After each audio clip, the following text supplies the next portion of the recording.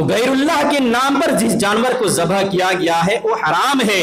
قربانی یہ اللہ کے لیے ہے. اللہ کا نام لے کر کیا ہے ہم قربانی کریں کہ اللہ کے نام پر یہ قربانی ہم کر رہے ہیں, اللہ کے لیے کر رہے ہیں.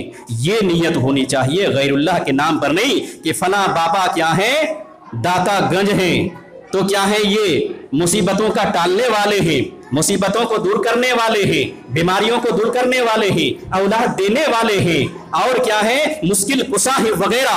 ان کے نام پر کیا ہے ایک بکرا ہم دے رہے ہیں تاکہ ہماری مشکلیں کیا ہے دور ہو جائیں. شرک میں بندہ کیا ہے ڈوب گیا, شرک میں چلا گیا, غیر اللہ کے نام پر چڑھاوا چڑھا دیا اور امیدیں وابستہ تھی کہ ہم کو اولاد مل جائے, بیماری دور ہو جائے, مشکل کشا ہے یہ ہماری مشکلیں کیا ہیں ختم ہو جائیں وغیرہ. یہ شرک ہیں.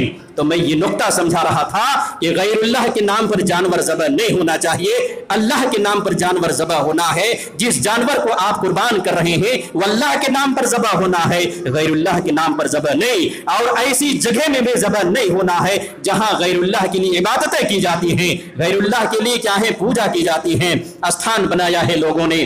ایسی جگہوں میں بھی اپنے جانوروں کو اللہ کا نام لے کر بھی قربانی کرنا آپ کے لیے جائز نہیں ہے.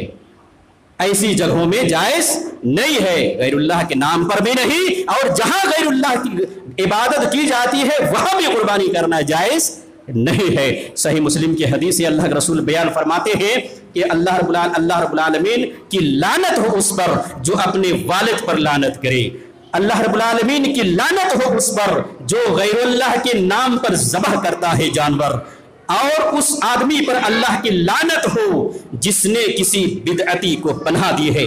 بڑا اہم جملہ ہے, بڑا اہم نقطہ ہے, یہ سمجھنے کی ضرورت ہے کہ اس آدمی پر بھی لعنت ہے جس نے کیا ہے کسی بدعتی کو اپنے یہاں پناہ دی ہے, شرم دیا ہے, اس پر بھی اللہ کی لعنت ہے.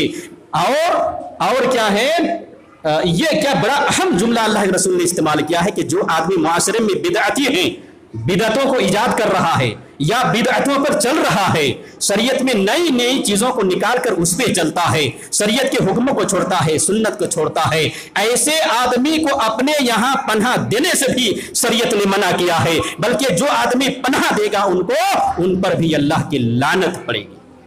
بڑا اہم جملہ ہے. معاشرے میں بہت سارے لوگ ایسے بھی ہوتے ہیں جو معاشرے میں گھل مل کر رہتے ہیں اور وہ بدعتی ہیں, بدعتی کی بدعت کام کو انجام دیتے ہیں, قبروں میں چلے جاتے ہیں, شرک بھی کام کرتے ہیں, چادر بھی چلاتے ہیں, غیر اللہ کے نام پر نظر و نیاز بھی کرتے ہیں, اور اہل توحید کے ساتھ پکے سچے مومن کے ساتھ اس کے معاشرے میں گھل مل کر رہ کر کیا ہے باقی اہل توحید کے ایمان میں کیا ہے رخنا اندازی بھی کرتے ہیں کہ ان سے متاثر ہو کر اہل توحید کا ایمان بھی کیا ہے متزلزل ہونے لگتا ہے. ارے اس نے یہ کام کیا, اس کا یہ کام ہو گیا, ہمیں بھی کرنا چاہیے. ایسے لوگوں کو معاشرے میں باقاعدہ طور پر دیکھنا چاہیے کون ایسے لوگ ہیں جو ہمارے اہل توحید اور اہل ایمان کے کیا ہیں معاشرے میں رہتے ہوئے بدعت کے کام کو انجام دیتے ہیں. شریعت نے ان کو پناہ دینے سے روکا ہے, منع کیا ہے, بلکہ لعنت بھیجی ہے. اس لیے ایسے لوگوں کی نشاندہی ہونی چاہیے, شناخت ہونی چاہیے, اور ایسے لوگوں کو دور رکھا جانا چاہیے. یہ شریعت کا حکم ہے.